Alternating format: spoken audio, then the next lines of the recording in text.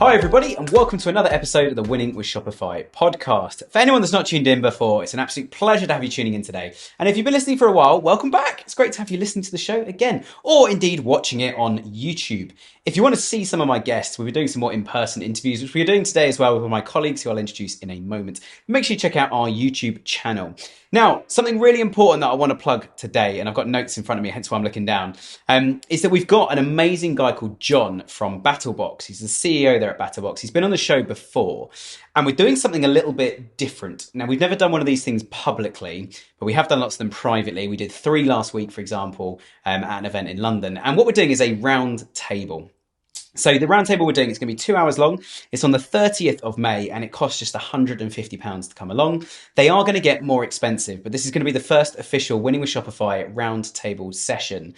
And what that means is it means you've got 2 hours. I'll be there. John will be there from BattleBox as well. And you've got 2 hours to ask us as many questions as you want. And our job is going to be to get you guys sharing stories, talking with one another. So it's going to be on Zoom. It's 2 hours. We're going to do it at the end of the day in the UK, beginning of the day in East Coast US, or sort of mid-morning. And it'll be beginning of the day in West Coast US as well. So if you're a brand that's doing $50,000, $100,000 and wanting to get higher than those kind of levels or a little bit above or below that sort of region, then do reach out to us and ask us how you can get involved in that. We've not put a big page on it. It is going to be a restricted number of people as well. But anyway, that's super exciting. Send us an email, hello@winningwithshopify.com if you want to know any more about that. Today, I've got a very special guest. He's one of my colleagues. He's one of our senior SEO consultants here at Spec. So without further ado, Rob, welcome back to the show. Oh, thank you so much for having me back. It's lovely to be here again. I think it was almost a year to the day that I was last on. So it was indeed. Yeah, great to be back in the seat. And I realised just before we started recording that you are the guest that's been on the show more than anyone. I think you're third after Caroline, who used to host it, myself, and you are probably third after the emergency episodes of, Rob, I haven't got a guest. Quick, get yourself in the meeting room. Come up with some ideas. Yeah, actually, it's a good shout. Yeah, we did a couple of podcasts, didn't we, before we were doing video way back when. But yeah, really excited to be back here, talking more SEO as always. Good. Yeah. Well, today we've got quite an exciting topic. We're going to be talking about how to cement your brand at #1 on Google. We're going to talk a little bit initially just about what are some of the basic things. So if you're completely new to SEO and you're like, what on earth's this? We're just going to cover a few of the basics with a few advanced bits in there as well. But what we really want to get onto, and that's the kind of backdrop for a lot of you guys, we really want to talk about what some of you bigger brands need to do to keep yourself at #1, to dominate #1. Some of the things you need to be looking at doing on your site, doing on your site regularly, sometimes a one-time thing. But actually looking at, when you've got 5,000, 10,000 products, you've got hundreds of thousands of pounds worth of revenue and that sort of thing pumping through the business. But Rob, why don't we reel off first of all, like if someone's like SEO, I keep hearing about it, I need to do something on it, bedroom brands, for example, let's just reel off some of those things they need to be looking at as a get-go. Cool, absolutely. I think the first place to start, as always, and apologies to those that are a bit more sort of advanced with their SEO, because I'm sure you've heard it 1,000 times, keywords. And a keyword to anyone who is really new to the game, that is how you show your relevance to what your target audience are searching on Google. So they hop onto Google, they type in what they're looking for, and that search term is how we show relevance to our website. So if we don't mention that search term, what we call a keyword, on the website, Google is not going to put 2 and 2 together and say, oh, this is what this company is selling. So if you don't talk about it, no one's ever going to find you. So rule number 1, get yourself some keywords. And sort of rule 1.A as well, just to add on to that, is make sure your keywords are relevant. We have seen a bit of a shift in the tides recently with keywords and how Google is ranking those keywords on search engine result pages, is that if you are targeting sort of slightly irrelevant to what your core product or your core focus is, then you are going to struggle to get that position. But we're going to talk a bit more later on about how you can strengthen your relevance for those target keywords. Yes. That's my point 1, keywords. Absolutely. And when you say the tide shift, if we dive straight into, we're going to mention some advanced bits. Diving into the advanced bit, we've had a couple of sleepless nights recently, haven't we, in SEO? Like, we have. You wake up, traffic's dropped. We've seen, and I'll be completely transparent, won't name any client names here, but like 30, 40% drops in traffic. Yeah. Sleepless nights, and then going, what? Conversion rate's gone through the roof and revenue's up like 20, 30% here. Yeah. So actually it's like we've lost the thing that we've really aimed for in SEO, which is as much traffic as possible, but gained the thing which is the real reason we all get out of bed in the morning, which is to make revenue for businesses. Yeah. So some of you may be aware that Google has been running some algorithm updates recently, and they're aimed towards what they call helpful content. And the most recent of these updates seems to have been that the core focus of our clients' websites have really gone through the roof, but the sort of supporting keywords that are kind of in the same ballpark, but not exactly what we're targeting, those are the ones that have started to drop off. And what we found is that those keywords were sort of what we call low intent. The users that were searching those words weren't purchase ready anyway. So that was affecting our keyword our conversion rate, because we're getting lots of traffic through the door through keywords that had high search volumes. But then when the users were getting to the site, they weren't at that stage for that journey that we were trying to lead them onto. Obviously, the bottom line is we want them to buy something. We want them to go through that journey and purchase. So when we are creating our keyword list, what we try to do is segment them into intent. How close are they to wanting to buy something? Are they still researching at this moment? Are they shopping around? How specific are the keywords that they're searching? And what we used to find was that we could pick up some good traffic, some easy traffic from SEO by targeting the long tail keywords that might be super specific. So for example, this table in front of us, we might use something like brown oak table with black legs. And that would be sort of a super specific keyword. So somebody searching that would think, well, they've done their research. That's probably going to drive them through to a ready to purchase state. What we've actually found is that a lot of those keywords have started to drop off, and it's the collection pages that house those products, such as table, living room table, or something like that, that has gone up and shot through the roof because we have all this relevant content pointing towards those core pages. Absolutely. And this table in particular is Oak Effect. It didn't cost me as much as an oak table would, but it's Oak Effect because I was the one who ordered this one. But yeah, no, you're absolutely spot on. And I think certainly some brands, we've seen that kind of like overnight fright of like, oh my gosh, we lost all our rankings. What's going on? And you look at, as you said, like the ones that have dropped have been like page 2 onwards. Yeah. And it's actually been like, okay, we were trying to get them on page 1. And a lot of them, as you say, were kind of quite long tail, quite specific. Yeah. But actually the ones that are really converting, we seem to have moved up for. And it's almost like Google now wants traffic to convert from Google as opposed to it just being sort of, right, have some cool traffic, off you go. It's actually looking at that engagement.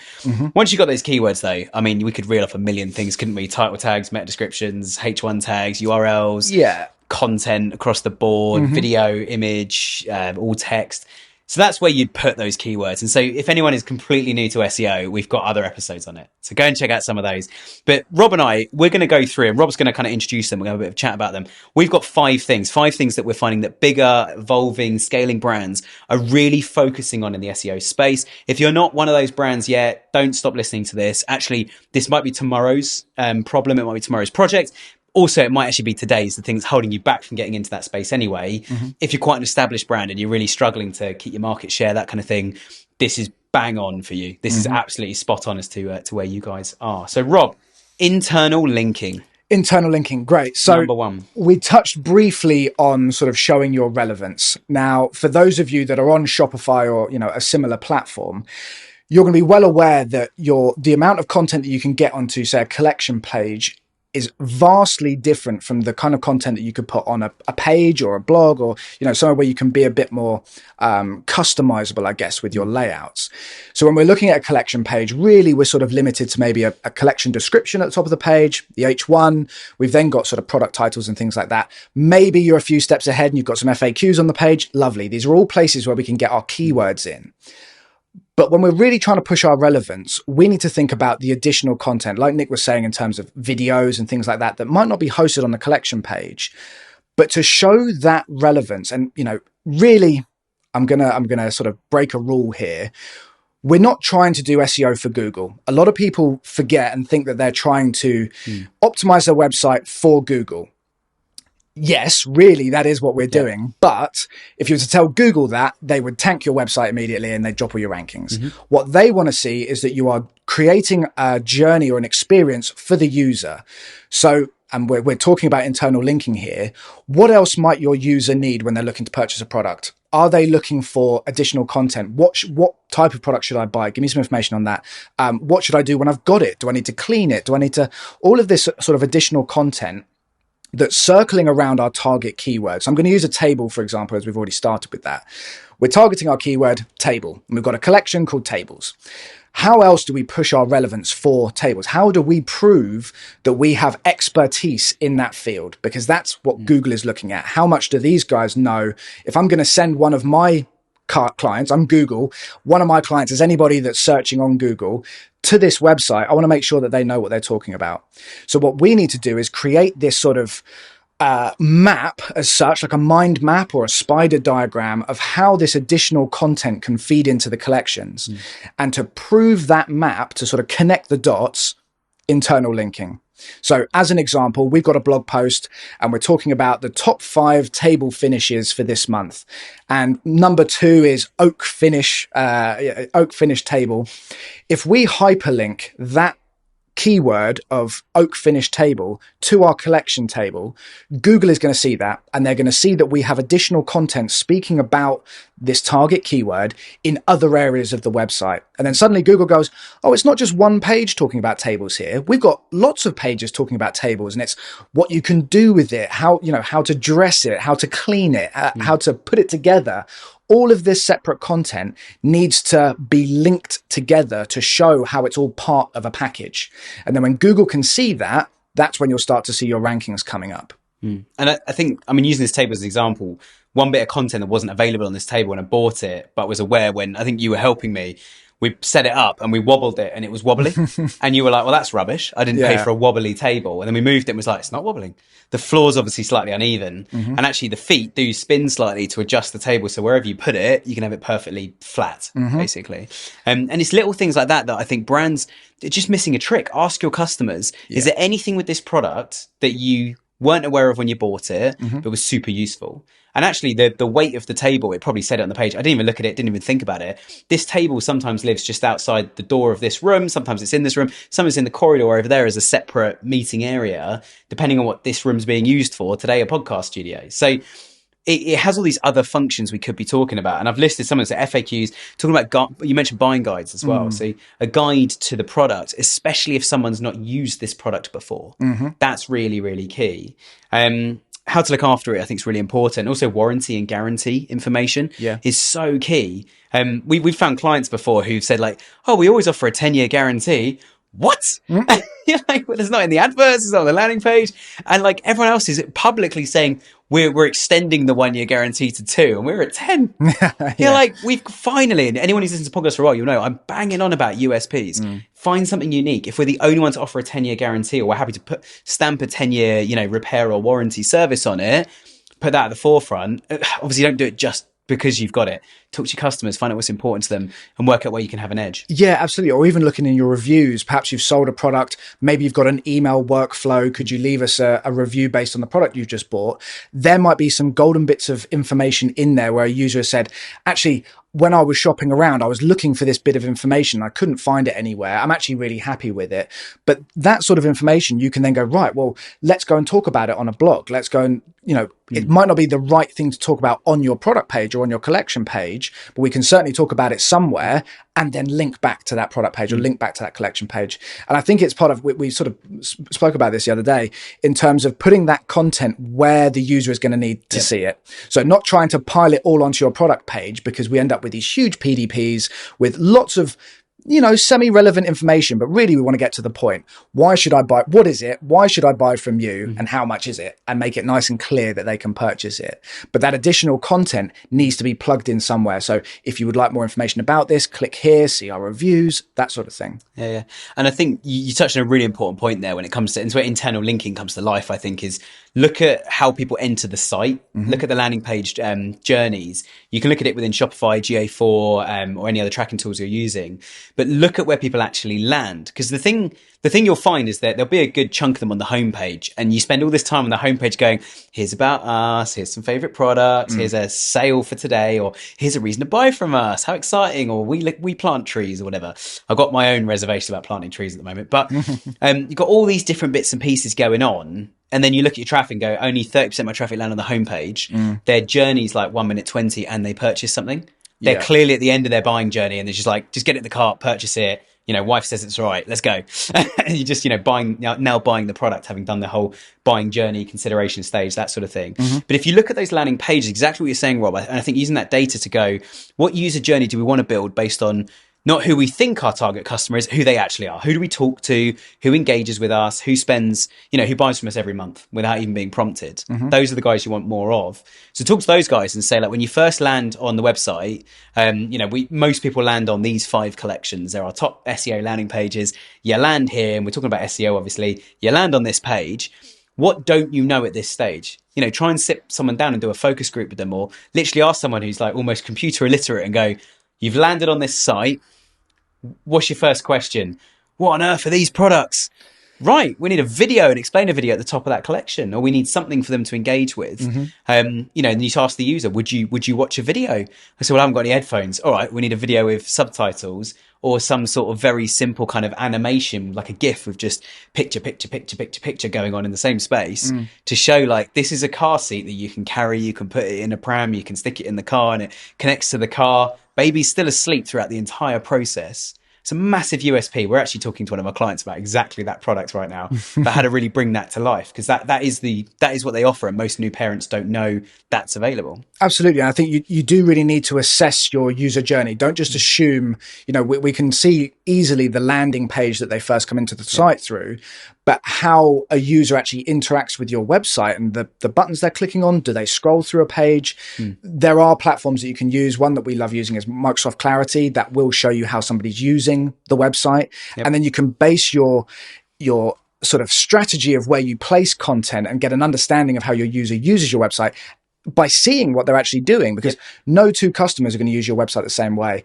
And one thing that we try to tell everybody is, don't just assume they use it how you use it. I mean, we work with websites every day, all day, every day. So we will use it in a sort of maybe more of a strategic way. I don't know how you would word it, but you can't assume that your customers are going to do the same thing. They may be, as you said, computer illiterate. They just need to get to the bit they need to get to, and they need it to be obvious. So try and set up some sort of tracking so that you can see exactly how your user base interacts with your website. Absolutely. And I mean, we've got a client at the moment who on their collection pages, they're obsessed with the order of products. They won't use any AI or anything else. And they've not got tons of products in their collection. So they're like gung-ho on what goes in the top sort of 9 slots in the first 3 rows, till Microsoft Clarity told us no one goes beyond row 1. And we haven't broken that to them yet. So if you're watching, spoiler alert. But I think the point being, bringing it back to linking as well, is like, look at that whole journey to then know what links you want to push on people.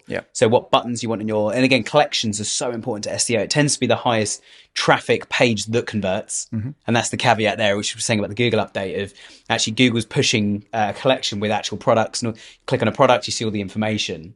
And that seems to be a more favorable journey to Google right now than blog posts themselves. We're still going to drive both, because the blog post links back to the collection links to the blog post.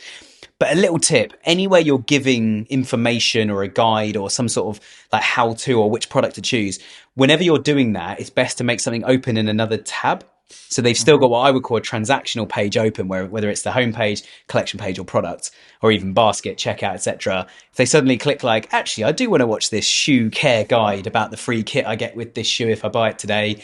You know, you see all the USPs and the marketing starting to play a part there.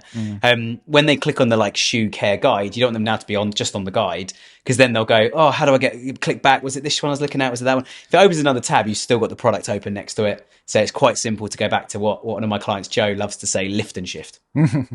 Yeah, absolutely. Cool.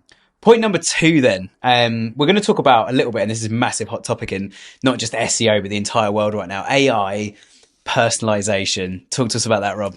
Yeah, so this is going to be 100% the next shift. So if you think the advantages of having a bricks and mortar site is that you have your shop owner or, you know, your shop manager, somebody walks into the store and they are greeted with a personal welcome. There's a bit of conversation. What is it you're looking for? You know, how's your day going? There might be a bit of sort of just general chat. And you can build that trust with the customer face to face. Now, obviously, moving into the world of digital, we've then lost that, but that is what's starting to come back in. How can we be super relevant to our customer? How can we answer the questions that they need answering? How can we provide almost a bespoke experience for them? You might have heard of like experiential stores and things like that, where they are given a unique experience on the site. And that's what we're trying to get into with this personalization and using AI to cater to the user that they're that's coming into the site. So I'm sure you've spoken about loads of personalization platforms such as Nosto and things like that, that looks at previous products that you've looked at and similarities and things like that to serve up the right kind of content for that user. And that's what we're talking about in terms of content on a page.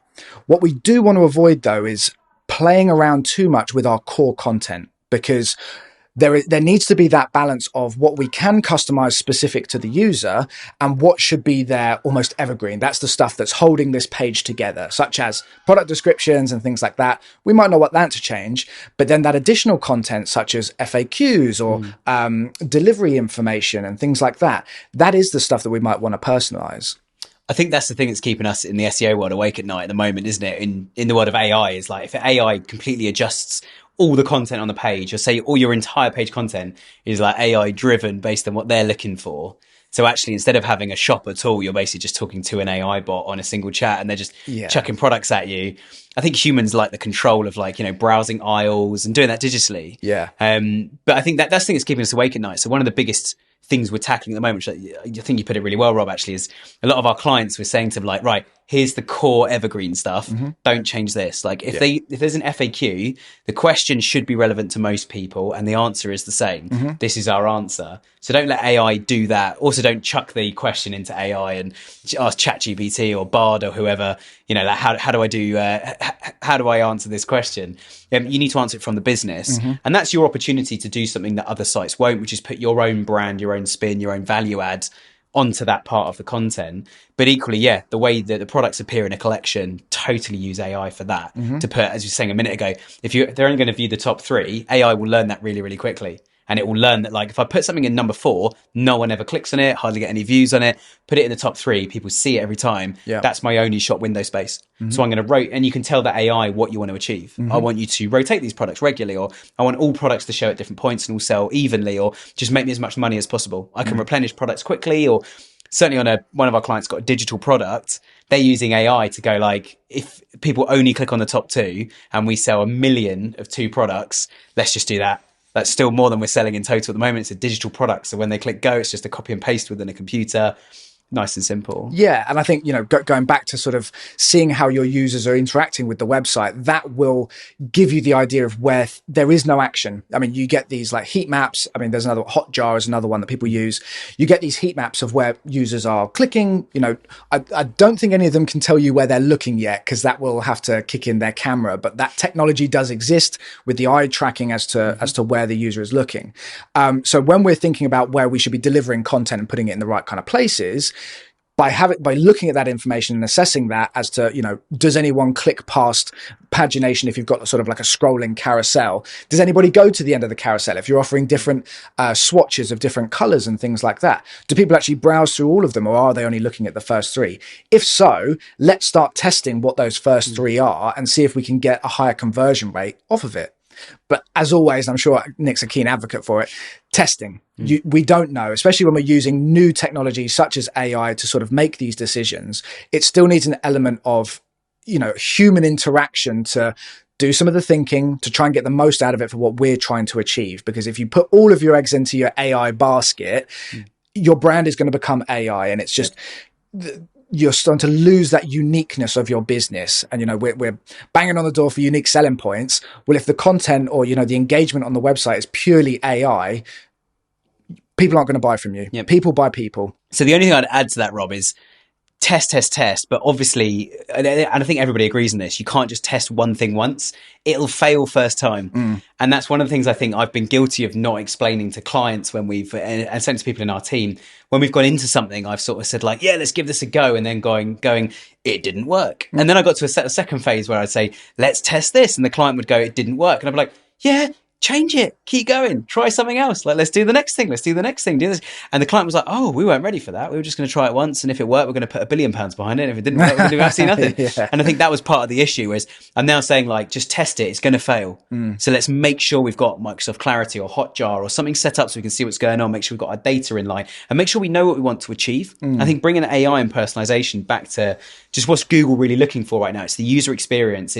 We don't want a high bounce rate. When people land on the site, you want them to stay on the site. You don't want to bounce straight back off. Google's going to lower your rankings straight away. And it's obviously a competitive market. So if all other sites people are staying on and spending loads of time on, then great. If they're landing on your website and bouncing straight off, not great. So you need to be competitive on. It's those kind of statistics that Google's really looking for. And also, if Google comes on your site and buys something, they are very rarely going to go back to Google and carry on shopping for that item. So if Google sees them either not come back, or they come back later and do something completely different, completely change their trail of thought, or even look for an accessory for the bike they've just bought or something, then you've hit the nail on the head. You know that's been a success, you know it's been good, and those are the kind of metrics that they're looking for. Yeah, absolutely. Cool. Right. Number 3 then. Let's talk about what used to be the dark side of SEO. Not anymore, in my opinion, and that's offsite. So, companies generating loads of links, got loads of PR stuff going on. What is one of the things, and this kind of we'll link on to point 4 as well about teams. We're going to talk about teams in a minute. Not Microsoft Teams, your teams, people in your teams. But let's talk about links, offsite links. Where should they go? How should you manage that? Where do brands generally fall apart? Which is a quick fix for us. Yeah, I think so. Almost going back to the very first point where we're talking about keywords and how we can increase that relevance. If you do have a PR team or you've got teams that are working on offsite, I think aligning your strategy with either your SEO team or your other teams to be focusing on a target set of URLs or a target set of keywords, because what we tend to see is that the companies are almost spread quite thin with their targets, that you've got the PR team are pushing brand, and then you've got the SEO team are picking on the top 5 keywords for search volume and keyword rankings and things like that. You're going to get far more value out of doing a sprint on a set amount of URLs between the PR team and the SEO team, or other teams as well, because you've got links coming back to specific URLs that your SEO team are writing content for that are also linking to those pages. You might have some email traffic going to those pages as well. So suddenly we've got our 5 most competitive URLs getting activity from all these different areas, generating links, generating relevant links as well. You're going to see your rankings go up. Or if you're in that sort of top 2 positions, that's how you're going to start sort of cementing that first position, because you've got fresh new URLs on referring domains pointing back to these high target landing pages, which is going to be increasing the page trust, which is going to be increasing your keyword rankings as well. Yeah, absolutely. And I think, certainly, and this is a good thing, I think, to make a very shameless plug to the agency where Rob and I work. I own it. Rob's been working with me for sort of 6 years now, which is amazing. But yeah, if you guys have loads of links, you've got lots of activity going on, you've got PR, you've got influencers, sponsors, all this kind of stuff, and you've got all these links coming in, you think, do you know what? I don't know where any of these are going. No one seems to look at it. We tend to find a lot of SEO agencies are just very technical and don't even look at all the things you've just described about actually how are we driving links into, our product category of tables. We want to sell more tables, but actually I think all of our links, I have no idea where they're going. This team over here is making links happen and the SEO team don't talk to them. That's really normal. Definitely reach out to us. We're very happy to run a quick backlinking report and just give you some percentages and say, here's how many of your backlinks that we're aware of go to your homepage versus other pages. These pages are ranking really well, and here's how many links they're getting. And actually, we could quite quickly just redirect a link from home to somewhere else, or even go to source and change it there. But without all that data and the consultative, like, here's what you need to do about it, here's how much of a problem you have. Or I say problem, it's all links are good. We still want them. It's a missed opportunity. Do reach out to us. You can check out spec.digital as our main website. Go to winningwithshopify.com. Send us a message somehow. Rob or myself will pick that up and come back to you guys. We're happy to have a look at those. But certainly, yeah, if you've been running the business sort of 5-10 years, you got tens of thousands in revenue coming in every day, every week, then yeah, it's that kind of activity. If you're not up and running yet, you got a different problem of just get some links in, I think. But we see it so often, don't we, where it's, we did one for a client recently. We made a load of changes to links. Instead of going to the homepage, we sent them to just the level 1 categories, which was just the first things you see left to right before any drop downs in the main nav. We changed it to those, and all of them lifted by between 1 and 2 positions each, which sounds like nothing, given there's 100 positions in the first 10 pages. They were going from like 4th to 3rd, which over doubles your traffic on Google. The percentage of people that actually make it beyond the top 3 is very, very low. And so it's those little changes, so quick. And all we did really was create a few redirects and send a few emails. Yeah, there's a huge amount of potential from offsite linking back to you, but it's more so than just getting that link in the first place. So I think if you can align what your PR team are going out and doing with that sort of insight from SEO, your SEO team is going to be telling you what anchor text to use. So if you can generate a link from a referring domain back to you, what is that bit of text that's linked? Because that is going to help your keyword rankings, because ideally you want it to be a keyword. Ideally you want it to be a keyword that matches the page that you're sending them to. As Nick said about sort of like broken links and things like that, fixing them at source is better. So if your PR team have those relationships with these referring domains, you're going to get more out of it than potentially the SEO team by themselves. And you're going to get more out of it if the two of them are combined, because you're getting the SEO value plus the link that's being generated from PR. And just quickly, I wanted to touch on the relevance as well. Yeah. We don't just want links from anywhere. The link has to come from somewhere that is of your let's call it an ecosystem. So we can be loosely relevant. It could be something, say, for example, let's go to the tables. You could be someone that sells like a polish for tables.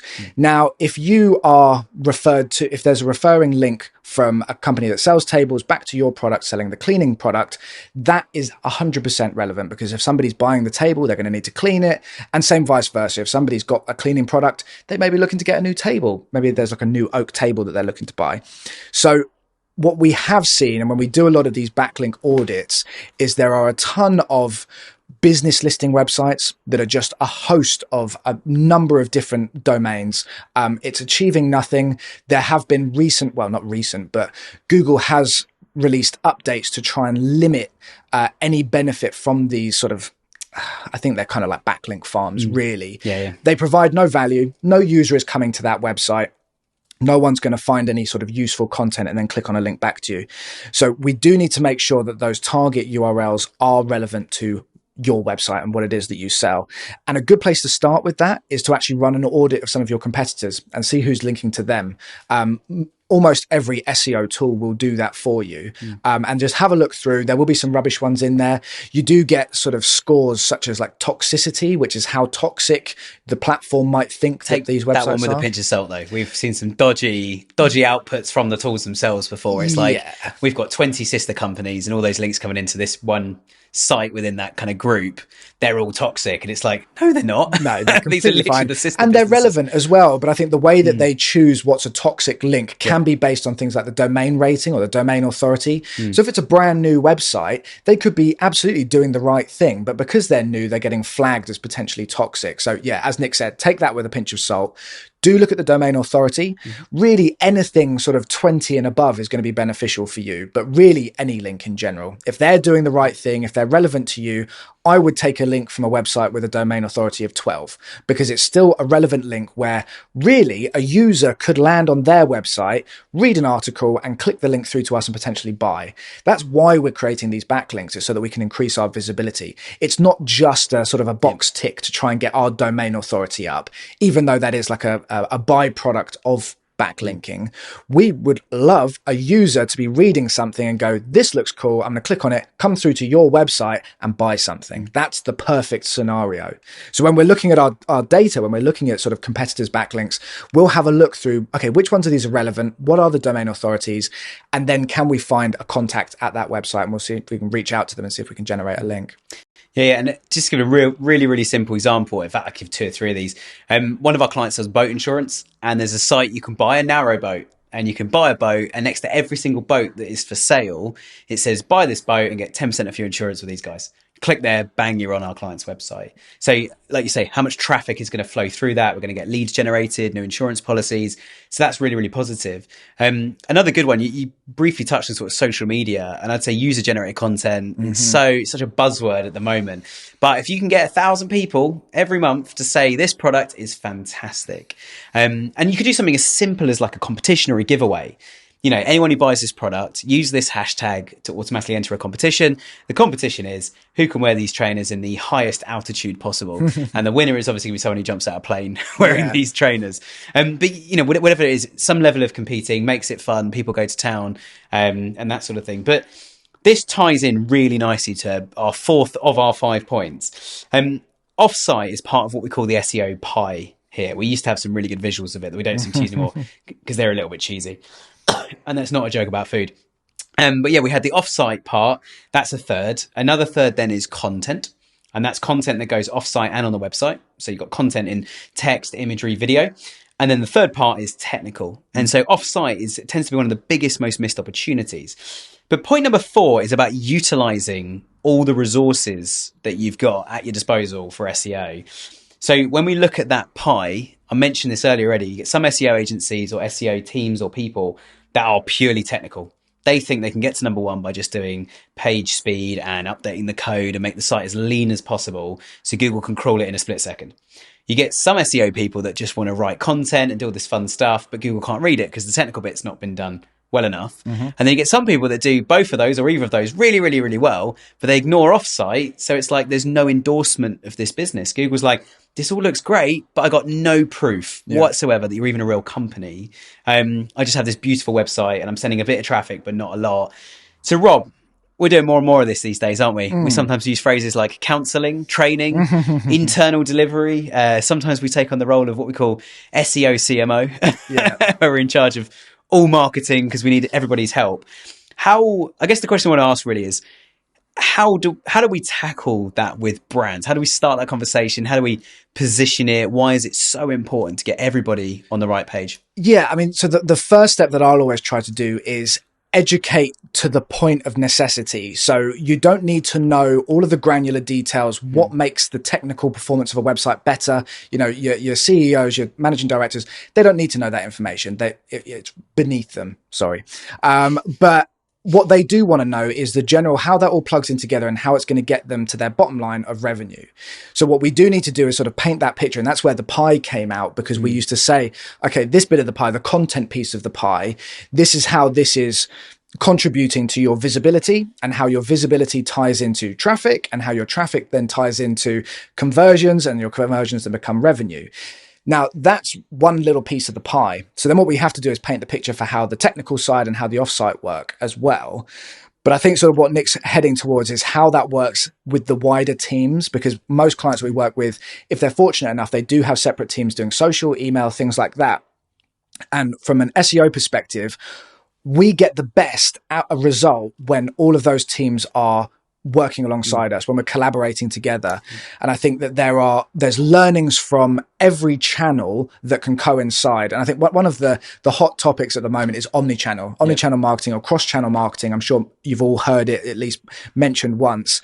And that is where you are going to get the great results, because when we're talking about cross-channel, we know that the customer's intent on Facebook is completely different to their intent on Google. It's completely different to their intent on email, but they are all vital parts of that shopping journey. So from the moment they first discover us as a brand, right through to they've made a purchase, and we're now just retaining their custom with potentially emails, updating them on latest products or how to fix things, or not necessarily fix them. I trust that all your products work for years to come, but that sort of ongoing support post-purchase, tying that all into a strategy with your content, technical and offsite from SEO, contributing to what you're talking about on social, your targets on social, what you're doing from PR, what you're doing with your design work on page to help with conversion rate.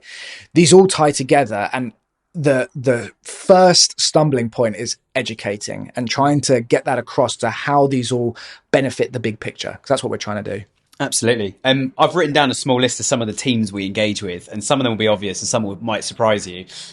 First one is PR. We've just been talking about links.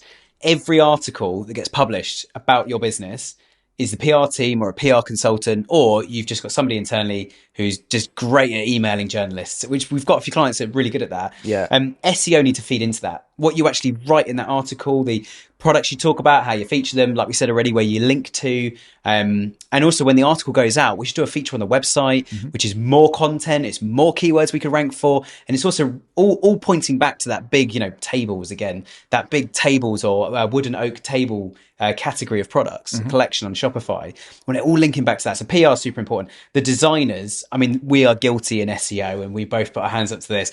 We were like, add this and add this and add that and add that and add that, and the designer scratches his head going, there aren't enough pixels. I've run out of pixels, and I'm looking at it on a projector or a screen like this one behind us. But I think one of the biggest things we're trying to do with designers is to say, can we almost give you the shopping list? You come back with a wireframe and balance this stuff. We want it all on there. And that's when we often, as we said like 10 times already today, go back and talk to customers. The web developers, everything we want added, they're going to have to code it. They're going to have to do page speed checks. We're going to have to do page speed checks. We're going to have some seriously nerdy conversations. So that tends to be the first one we say to new clients. get us on a call with your web guys literally on day one. Like we'll have a big onboarding call with you, and we do that in the morning over a donut and some coffees, which we provide. And then in the afternoon, let's talk to your developers. Let's get on a call with them, meet them, explain what we're thinking of doing, find out their processes, what systems they use, because it's all very well and good us saying here's a good recommendation, and they say great, we'll go and deploy that. But the client's like, how much is it going to cost? When's it going to be done? Are we going to stop doing something else? We need to flow into whatever their timelines and things are. Email, I'll let you talk about that in a second, Rob, but email is important to SEO, would you believe? We've spoken about social already. Now, here's one that's a little bit less likely, and it's more for retail brands as opposed to it is to brands. What I mean by that is brands, you sell your own brands and maybe a few others. Retail brands, you just sell other people's brands. So Amazon is a retailer, although they do have their own brand now as well. Most people do cross the chasm, but they're predominantly a retailer. They sell other people's brands. But we talk to the merchandising team in retailer. So the one that's actually buying the product, and we can give them, we call it a keyword calendar, something I crowned, 7-8 years ago, and we've been using it ever since, to go, these are the points in the year when certain products are more popular on SEO. So 3 months before that, do a ton of activity, get some backlinks in there, get some good optimization on those pages, build some buying guides, build some blog posts, some FAQs, all that jazz. And then we hit it hard. But Rob, let's circle back. Email. How the heck does email, which Google can't see because it doesn't subscribe to people's emails, how is email relevant to SEO? Yeah, absolutely. So this is, again, linking. So in any good email, you've got certain products that you're probably spotlighting for that month or that week. So when a user clicks on that link, they are coming to the landing page. As soon as they hit that landing page, they've made an entry point. So based on how they engage with that website, then that's going to be contributing to your SEO. It's going to be contributing to your page authority. If that user bounces straight off, say, for example, in the email, you've sort of misled them a little bit. If you land on this page, if you click this link, sorry, you're going to win £500 or $500. They land on that. There's no information about that whatsoever. That you're trying to offer them a product. They're going to leave that page. And if they bounce off of that page, that is going to be affecting your page's score, your page's SEO value. So it's going back to that, everything contributes to the performance of your website, even as little as the products that you're linking to in an email. And this is why we say that omnichannel or cross-channel is so important to align with everybody, because if you're hitting these target URLs from every angle with different channels and you're doing it successfully, you're talking about the right kind of thing, you're driving the customer in the right direction, providing the right kind of content, that is going to see your keyword rankings in SEO go up because the users are having a good time, they're engaging, hopefully they're purchasing as well. All of that is contributing to your SEO value. Absolutely. And I think obviously Google can't see within an email inbox. No. But it is that whole wave of activity, isn't it? It's people hearing about you. Email is going to be, should be, and this is another caveat, should be the highest converting channel on your entire website. It's people that have already given you their email address, ideally people that have already purchased from you. No reason, unless you've given them a bad experience, that they shouldn't be purchasing from you again. Well, it depends what you're serving them in the email, really, doesn't it? I mean, this is why workflows are so important. Have they purchased yet? Have they just signed up to a newsletter? Are they just showing some interest? Maybe you've got add to cart. If you're then just throwing sales emails at them constantly, they're going to get fatigued by your emails and they're going to stop paying attention to them. And before you know it, they'll be hitting the unsubscribe button. So do think about where they are in their buying journey. Have they purchased yet? Have they just discovered us?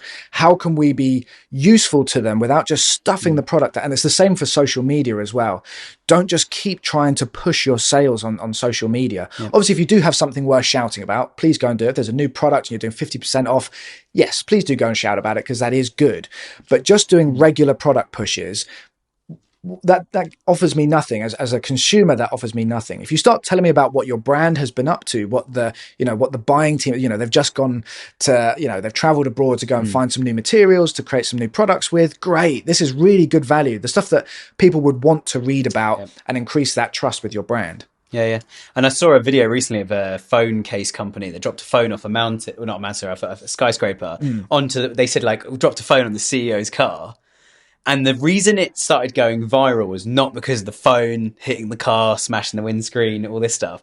The reason it went viral was they were like, how small is this company? Because it was a tiny little car. And it was it just started this whole thing of when you said CEO's car, I was expecting it to hit a Bentley or a Ferrari or something on the ground. Anyway, I'm going to segue this into our point number 5, I think quite smoothly, because you've touched on something that and we Daisy and I kind of spoke about this last week as well with PPC, like have a good product, be a good brand is always my thing. It's so much more complicated than that, of course.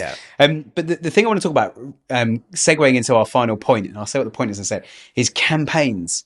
Like, and I'm not talking PPC campaigns, I'm talking like marketing campaigns. And if people are running marketing campaigns, it gives so much ammunition to the SEO team, the PR team, everybody else. There's nothing worse than the PR team going like, how else do I say to people, come buy some trainers? Yeah. It's like, I need something to go on. Like, are we opening new stores? Have we got a recent endorsement? Have we developed a shoe that's different to everybody else's? Have we developed our own lace that's like elastic or something? You know, there has to be something different. Like, we recently won an award, and the award's so good, we're giving everybody 15% off if you use the award as a discount code. Yeah. Because we're so proud that people voted for us. Thank you, everybody. Even though I've never heard of you, that's quite compelling. Yeah. And so I think you've got to come up with some sort of marketing campaign. And this is where like the old sort of Saatchi and the, all the big boys get paid the big bucks, because they come up with these marketing campaigns. That's all the stuff, you know, Kit Kat, have a break, or have a break, have a Kit Kat. All those kind of things. They're so good that it rolls off the tongue. And Kit Kat now is associated with sit down, cup of tea, and have a Kit Kat. Yeah. And that's the thing I think that's been lost. So you say you're just selling these wooden tables. Why not run a brighten up your home at spring campaign? So lots of daffodils, bunnies, all the stuff associated with spring. Or you go down the other route of going, this table actually, and I don't know if this table specifically, but say we modified this table so that we were selling tables that if you left a drink on it that had a bit of water on the bottom, it didn't leave a watermark. Little things like that becomes a campaign of like, drink gin with this table. And it's, you know, hook up with a gin brand. And be like, if you buy a table, you get a free bottle of gin from these guys. And if you buy 5 bottles of gin from them, you get a free table. And I think once you've got that top level organization of, okay, for the next, you know, quarter, this is where our focus is going to be. We use the term waterfall, that, you know, you have that initial idea and then it flows almost seamlessly down onto your other channels. Like, oh, great, we're going to talk about this on social media. That's all going to push this same sort of campaign. We're going to talk about similar things on email for the next few months. We're going to be writing content for SEO. We're going to be targeting some of our PPC ads towards this kind of stuff. So once you've got that sort of top level focus of this is what we're all going to be driving towards, that's when you start to sync up across your channels and you start to get that result that we're talking about. Absolutely. And point number 5, which you're already talking about, is content. And I've written down, make sure your PDP doesn't suck, guys. So PDP is product description page, the actual page to buy the product itself. And you're talking about content. And as you say, when they've got a campaign idea, when someone comes to us with a campaign idea, says, you know, for example, that boat insurance client, I love those guys. They're so creative. And one of the things they did is they got somebody to do a lap of the UK just using canals in a canal boat. That's really cool content. The only issue we really had, and this is kind of exposing slightly sort of behind the scenes of this client, is we were sitting there for a little while scratching our heads going, how do we bring this back to insurance? They're obviously insured. But the more we, the more we kind of investigated this and looked into it, the more we realized that actually certain canals in the UK have different insurance requirements. They couldn't moor in a certain location without insurance. They had to buy I think on a couple of places, they actually moored the boat overnight. They had to phone the insurance company and say, I'm docking here tonight. And it didn't cost anything, but they're like, yeah, we need to know that. Or log in online and do that, which they didn't actually do with a video of them doing it, because it would have shown how easy it is on their app. There's all these things we started to pull out that actually made it relevant, that anyone who's got a canal boat that's travelled anywhere will go, oh yeah, the insurance bit, that was actually a nightmare. But knowing they got a 24/7 helpline that I can just phone up and go, I've just moored here, I wasn't planning to, but here I am. Great, your boat's there, it's fully insured, you're all good. I can't remember if it's exactly that, but it's those kind of nuances we pull out, becomes your SEO content, your blog, what you send out on an email. And if you can get loads of people on email sharing this thing, going, this is awesome, this is funny, this is entertaining, and all marketing, regardless of whether you're buying insurance, you're buying tables, or you're booking a night out with your friends, all marketing should be entertaining, in my opinion. It's got to be engaging. Yeah, I mean, they've taken the entertainment factor, and they know that anyone that's interested in sailing or, you know, canal boats and things like that, they love watching other people on the waters. They love seeing other people's stories, where they end up, different routes and things like that. So they are a core advocate for community. They have absolutely, but bearing in mind their focus is insurance, they've created this community where they're present at events, people know the brand, people know they've got like sort of like cartoons that they work with, and they've really fed into that entertainment side. But what they have, I do think that they've kept the balance of, but we are an insurance company at the heart of it. Click here for a quote. Exactly. Yeah. So they've really kind of made sure that that call to action is relevant in the right places. Yep. So they're providing that entertainment value. So they're, you know, if they're on social media, if someone's had a long day at work and they're on Facebook or Instagram and they're just scrolling through, this is a cool video. I can sit here and watch this and this is entertaining. No one's trying to force feed me insurance. I actually just got my insurance, so I don't need it for another 12 months. But it's their brand is now sticking in my head because they're providing us with cool content that I'm just going to every now and then come back and check and see what else they've done. What happens is when it comes round for them, that customer needing insurance again, that brand is going to be at the forefront of their mind. And it's the same thing that we can do from an e-commerce perspective, is we can talk about cool stuff that our customers are into in terms of the content without having to drive those specific products. It's just relevant stuff that our audience base are going to be interested in. Absolutely. And a few points to add on this. I think the insurance client's great. You mentioned e-commerce, which is good because they are actually an e-commerce player. Like you can get a quote and buy insurance on their site. Yeah. But their whole thing is they did a survey of, I think it was like 2,000 boat owners just here in the UK.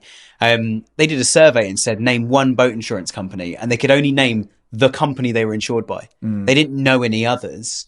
So these guys went on a mission to say, we want everyone to know who we are. And on the last thing, it was like 97% of boat owners have heard of them. And so, as you say, boat shows and all sorts. And they've taken the kind of upfront investment, but long game of like, we just want everyone to know who we are.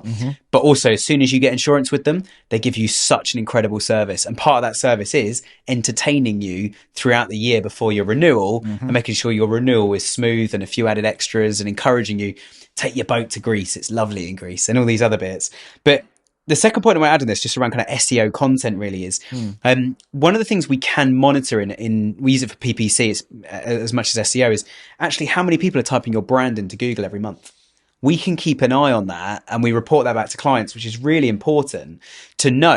Okay, like for example, we took on an SEO client a few months ago who the guy came to us and said, like, look, my agency are doing such a good job, but I just don't trust them. Can you have a look?